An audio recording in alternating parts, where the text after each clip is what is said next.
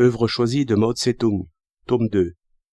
Période de la guerre de résistance contre le Japon. À la mémoire de Norman Bethune. 21 décembre 1939. Le camarade Norman Bethune était membre du Parti communiste du Canada.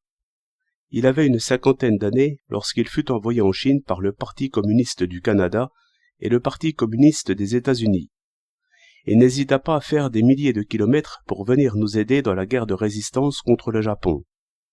Il arriva à Yunnan au printemps de l'année dernière, puis alla travailler dans le Wu Tai-shan où, à notre plus grand regret, il est mort à son poste. Voilà donc un étranger qui, sans être poussé par aucun intérêt personnel, a fait sienne la cause de la libération du peuple chinois. Quel est l'esprit qui l'a inspiré? C'est l'esprit de l'internationalisme, du communisme, celui que tout communiste chinois doit s'assimiler. Le léninisme enseigne que la révolution mondiale ne peut triompher que si le prolétariat des pays capitalistes soutient la lutte libératrice des peuples coloniaux et semi-coloniaux, et si le prolétariat des colonies et semi-colonies soutient la lutte libératrice du prolétariat des pays capitalistes. Le camarade Bethune a mis en pratique cette ligne léniniste. Nous, membres du Parti communiste chinois, devons faire de même. Il nous faut nous unir au prolétariat de tous les pays capitalistes, au prolétariat du Japon, de la Grande-Bretagne, des États-Unis, de l'Allemagne, de l'Italie et de tout autre pays capitaliste, pour qu'il soit possible d'abattre l'impérialisme, de parvenir à la libération de notre nation et de notre peuple, des nations et des peuples du monde entier. Tel est notre internationalisme, celui que nous opposons au nationalisme et au patriotisme étroit. L'esprit du camarade Bethune, oubli total de soi et entier dévouement aux autres, apparaissait dans son profond sens des responsabilités à l'égard du travail et dans son affection sans borne pour les camarades, pour le peuple.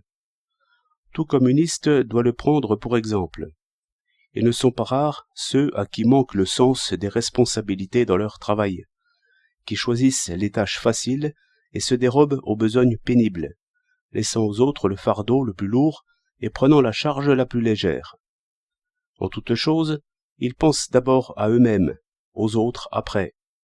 À peine ont-ils accompli quelque effort, craignant qu'on ne s'en soit pas aperçu, ils s'en vantent et s'enflent d'orgueil.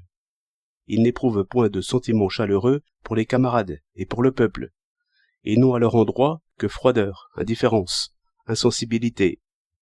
En vérité, ces gens-là ne sont pas des communistes, ou, du moins, ne peuvent être considérés comme de vrais communistes.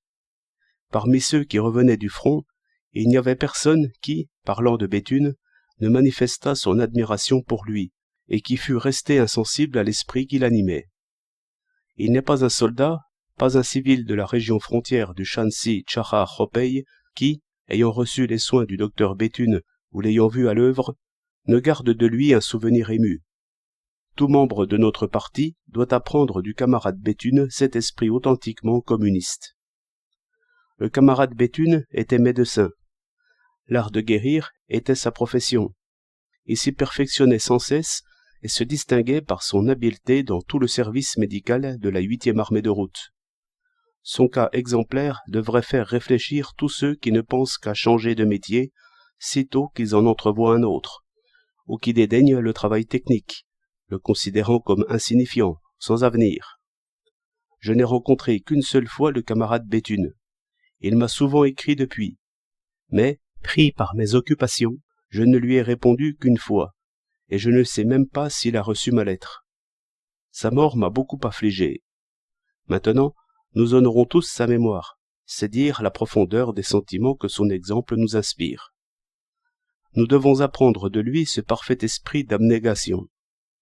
Ainsi, chacun pourra devenir très utile au peuple.